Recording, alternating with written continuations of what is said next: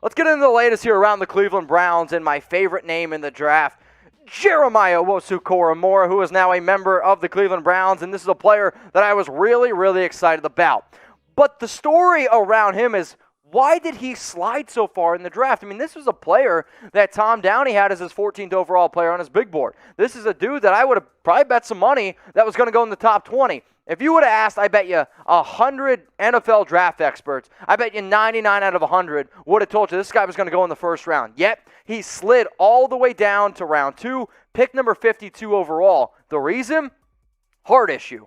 So when Jeremiah Owusu-Koramoah recently spoke, he talked about this issue. He was like, all right, people asked him, why did you end up falling? How did you feel about it?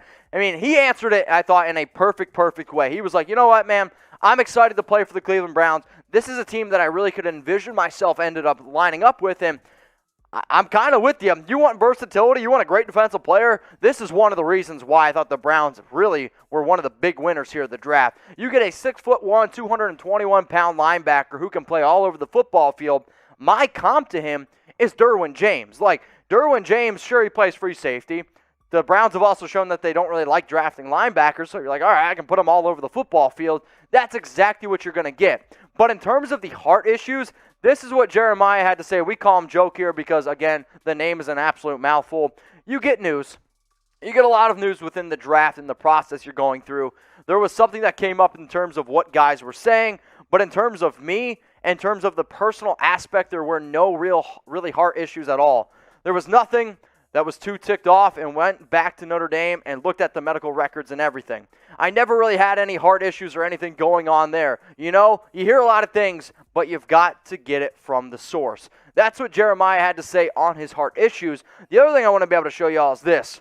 This guy is a very fun player. In his years in 2019 and in 2020, he offered this Notre Dame Fighting Irish defense a lot of versatility and was one of the major captains there. So in 2019, he had 80 tackles. 14 tackles for loss, 5.5 sacks, 2 forced fumbles, and 4 pass breakups. Not only are you going to get a linebacker that can move sideline to sideline, you're going to get somebody who can cover a tight end down the seam. You're going to get somebody who can cover a running back if they go out for an out route.